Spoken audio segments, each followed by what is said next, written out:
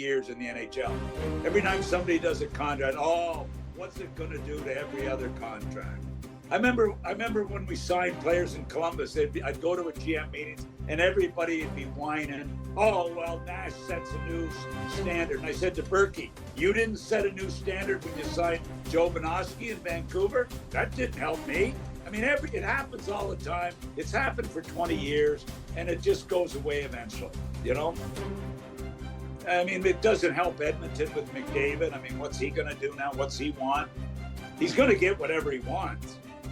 But he can't want a lot, or else he'll take away his chances of winning or spending money to help him win. He's caught, Mac. He can't only get 17 or 18 million because it takes away a good chance to win this year.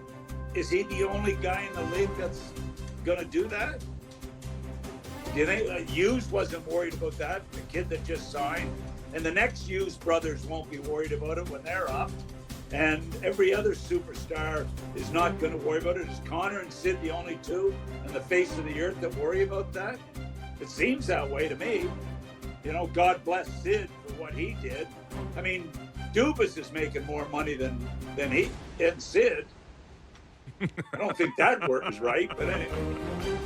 So anyway, well, look, it's the next few years he's trying to protect. If he signs a 2-year deal, he can't sign for $40 million. It will not help his chances to win a Stanley Cup, clearly. No, but, you know, what's I mean, what is he supposed to do? Take $3 million less? People believe that's going to happen. People believe that he will not pass Kirill. I've got them today as the 5th best team in the West. That's where I've got them. Why so low for a team back-to-back Cup finals? I didn't like the depth they signed this summer. I didn't really like it. They're going back with the same group on the back end, essentially. They're going back with the same goaltender. Ingram, I mean, look, I know he just got to come back from sick leave. I mean, I liked him a little bit last year in Utah, but I don't see the improvement. I mean, Ike Howard and some of these young guys, I mean, they're decent moves, but I just don't see them as an improved hockey team. I don't. I mean, it's going to be, Hyman is a month before he can play, apparently. I mean, how do you guys have them? I mean, they go to the finals. I mean, can they do it 3 years in a row going to the finals? It doesn't happen very often. It's just, those two guys are so good. Certainly they pull them through and but they're going to put Draisaitl again now with McDavid, which is, I like that because Ryan Nugent-Hopkins is as good as any number 2 centerman in the league. So I actually don't mind that move. It gives them a little better look, in my opinion, with Nugent-Hopkins in the second hole. He's a good player, that kid. What about Dallas? 6th. They just traded for Rantanen that was supposed to put him over the top to win a Stanley Cup last year. Why do you have him 6th? Well, I guess, who are they better than? They're not better than Colorado. They're not better than Vegas. They're not better than Winnipeg. Were last year, at least. LA, I like LA better. Edmonton, I've got them right there with Edmonton, like a half a point behind Edmonton. I think they're better than LA. LA's. Well, hey. They don't stink. Listen, They don't stink, but they're not. You give me your list, and I'll put my list there. You got my list, and let's see who's right at the end of the season. So this is your segment. It's not mine.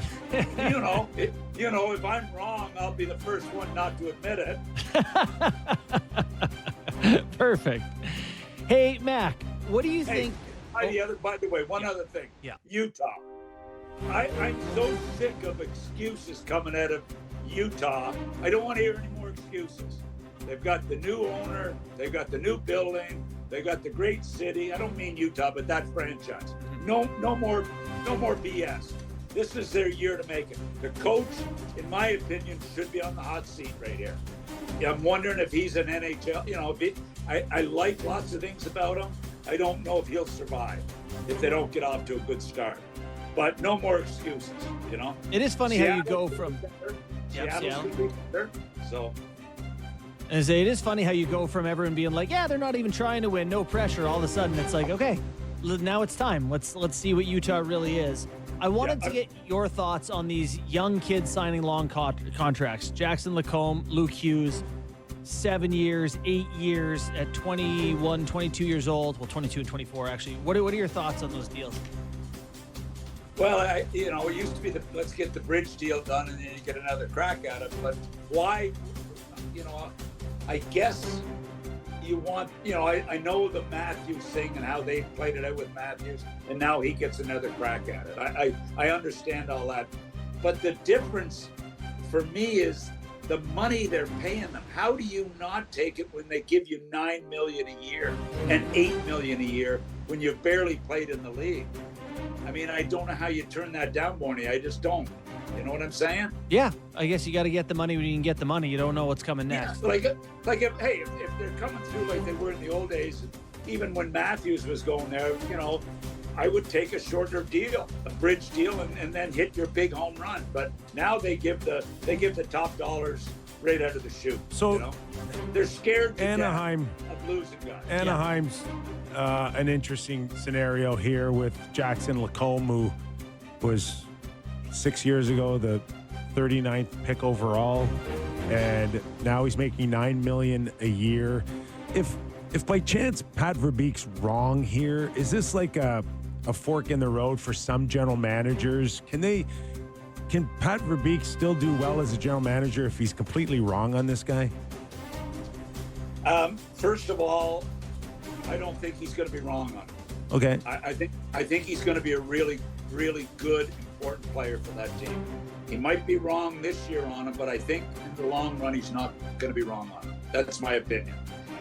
Can it get hedging's good now? It's a good gamble to hedge on what you think is your quality nuclei kind of guy. I think when you figure out who your core guys are and you get them locked up, like how many teams are going to be held up and held up and held up by these guys at 7 years pro? They're buying some unrestricted time. I don't think it's a bad thing right now, and the cap's going to go through the roof. I want to know with all these teams worth $1 billion, like seriously, $1 billion. Winnipeg, I love the franchise. They're I hear they're up against it big time right now. I hear that. What do you mean? Well, financial. I mean, when did Gary go out there and talk to the corporate world in Winnipeg and say, you guys got to get behind this team? Mm-hmm. Was that last year or the year before? Year. Yeah, pretty sure. And I think it's still there. And $1.3 billion, like I don't look when the salary cap came in, 17 teams were losing money.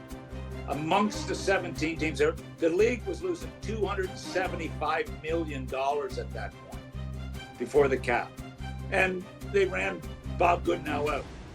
The players, the group of whatever, the group that all became presidents and GMs ran them out, and some agents, and they've got their cap